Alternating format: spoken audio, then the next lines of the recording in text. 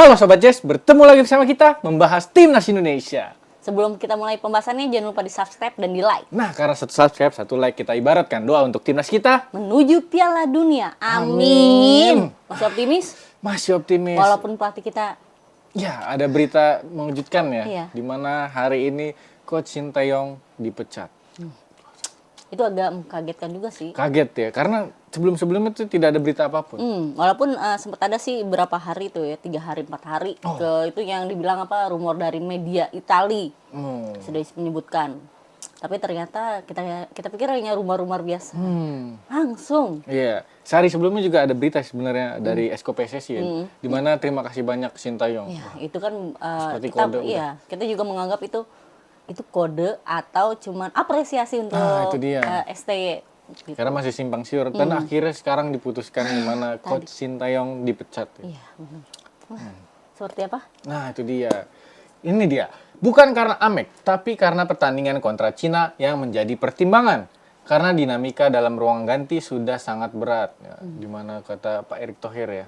Nah, itu dia. Karena lawan Cina mungkin ada sedikit problem ya di ruang ganti. Dan kita tahu lah di mana ketika timnas Indonesia melawan Cina itu harapan besar itu ada untuk mendapatkan 3 poin. Tapi ternyata yang sejam 2 jam ketika pertandingan belum dimulai, kita lihat line up-nya yang sangat mengagetkan. Mengagetkan sekali ya. Yang di video kita sebelum-sebelumnya juga kayak seperti meremehkan lawan ya. Ternyata itu adalah salah satu mungkin blunder yang sangat fatal. Nah, itu dia juga ada tidak keharmonisan di ruang ganti ya. Makanya yang tampil adalah pemain-pemain yang tidak diduga-duga. Ya, betul banget. Nah, kita lihat komentarnya. Wah, berarti isu Mes dan Eliano ribut sama STY bener ya, Min? Waduh. Nah, netizen juga banyak yang berkomentar di mana itu ada keributan sedikit ya, di mana Mes, Eliano dan Coach Shin juga. Makanya Mes pas lawan Arab dan Jepang ya tidak ada dipanggil. Nah, walaupun karena cedera ya alasannya. Tapi cedera. Sepertinya cedera ringan ya karena lawan Twente main lagi dia sama Twente ya. Dan Eliano pastinya. Dan Eliano juga menit bermainnya sangat berkurang. Ya, mungkin ada tragedi seperti itu yang tidak harmonis. Iya, yang kita nggak tahu ya dapur-dapur dari PSSI. Kan hanya mereka yang tahu. Nah, itu dia. Nah, kita baca komennya lagi ya.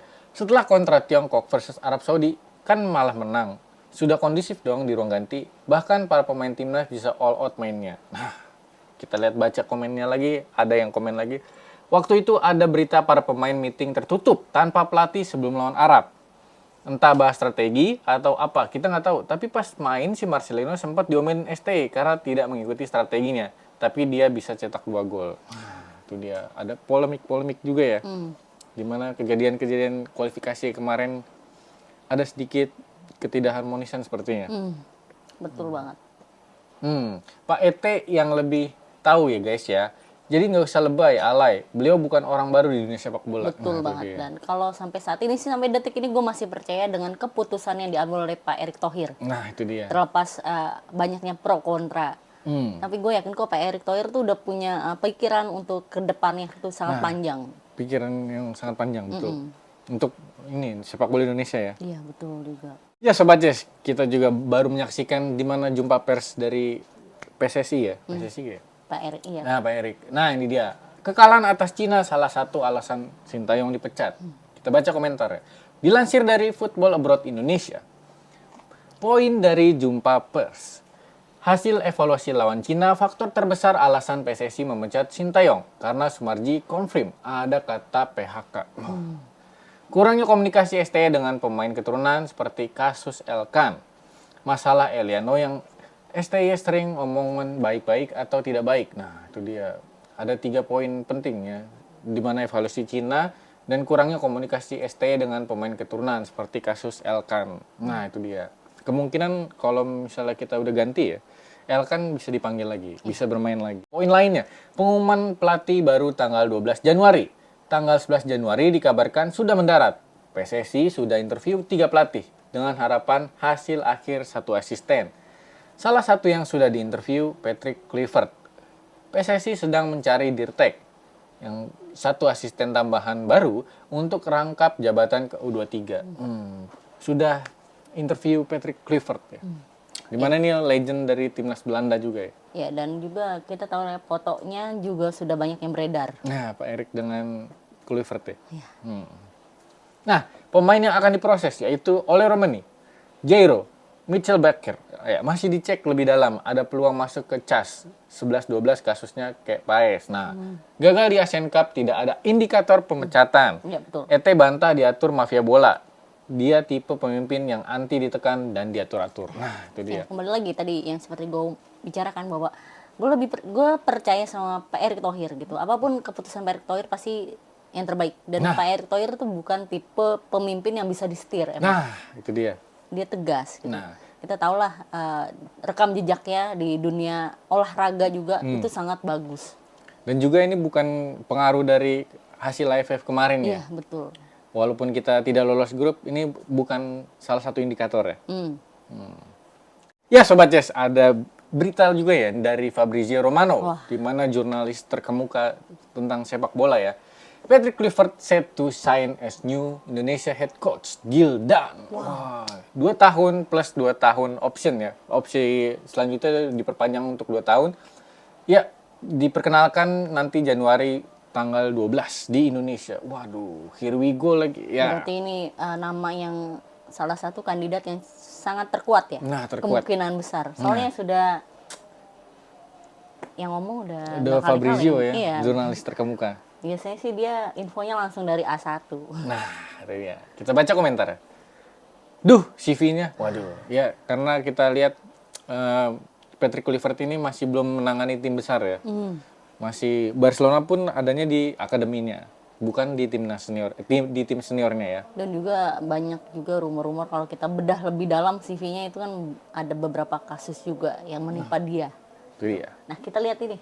Nah, CV buruk punya catatan kriminal, Nah, itu. bahkan penggila judi. Aneh sekali pilihan Erick Thohir.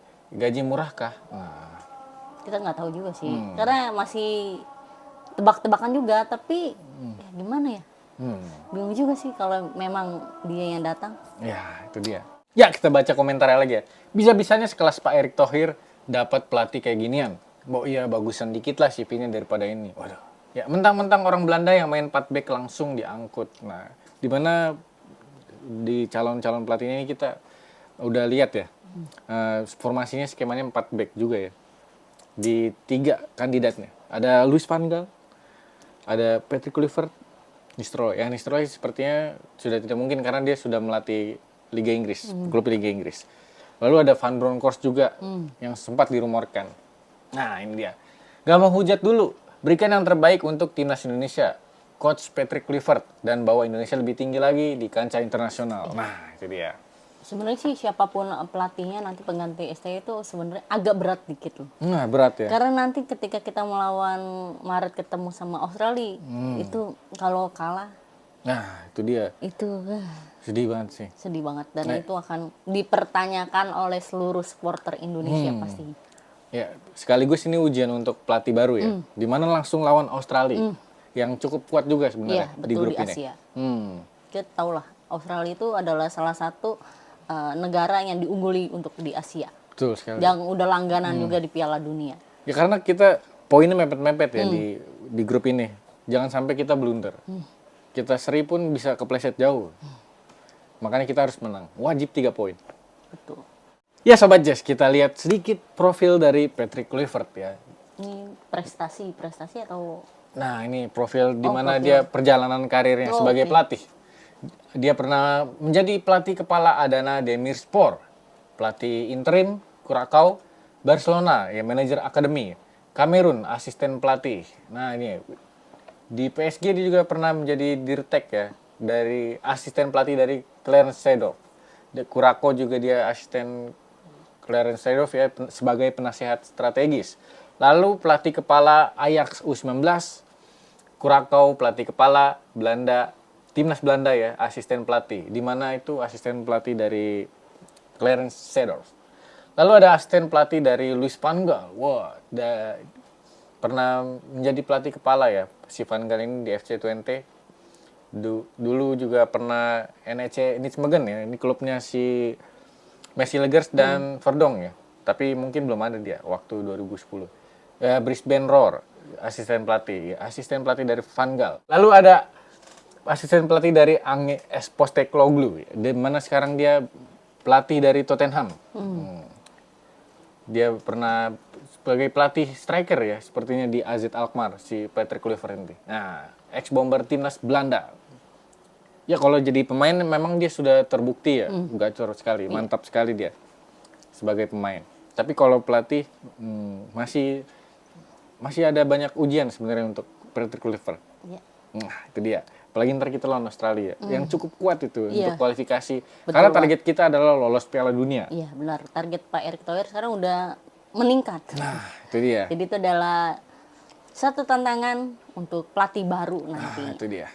Semoga aja bisa terrealisasi. Amin. Nah, kita lihat komentar ya. Buset dah, kalau ini bener, mediocre banget pelatih penggantinya. Kirain bakal diganti sama pelatih yang pernah ngelatih di Pildun atau minimal punya prestasi di Euro atau Asian Cup. Aditya Raffi, sekalian Marco van Basten pernah nanganin timnas Belanda di Euro 2006. Wah, ya Van Basten. Ya di mana Van Basten juga ada pernah bermain bersama dengan Kluivert ya. Van Basten juga pernah melatih Belanda, timnas Belanda. Jujur aja segi pemain Kluivert emang top, tapi sejauh ini sebagai pelatih track recordnya masih bagusan STY. Tapi bisa aja sih ini workout buat Kluivert karena hampir seluruh pemain utama timnas Indonesia yang bermain itu besar di Belanda. Nah itu dia kedekatan dari sesama darah Belanda Indonesia. Dan ini juga ya bagian dari dia nanti harus siap dengan pro kontranya pendukung yang masih mencintai STY. Nah, itu dia. Takutnya nanti amit-amit ketika timnas Indonesia nanti kalah dari Australia, dia harus siap-siap tebelin kuping. Nah itu dia. Karena netizen Indonesia agak-agak sangat sensitif untuk sepak bola. Nah bahkan juga Instagramnya Kluivert juga sudah dikomenin Iya sama betul. netizen Indonesia. Dan Pak Erick Thohir juga sudah banyak yang silaturahmi ke sana Nah itu untuk dia. menanyakan kenapa Pak Erick. Nah itu dia. Ya oke Sobat Yes, pokoknya nanti siapapun pelatihnya yang menggantikan STY, kita harus terima dengan baik. Nah itu dia. Karena ya mau siapapun itu kita tetap harus dukung timnas Indonesia. Betul sekali. Nah, dukung timnas Indonesia dengan subscribe kami, di like, di share ke teman-teman kalian, bunyikan loncengnya. Terima kasih. Kita Garuda. Salam Yes.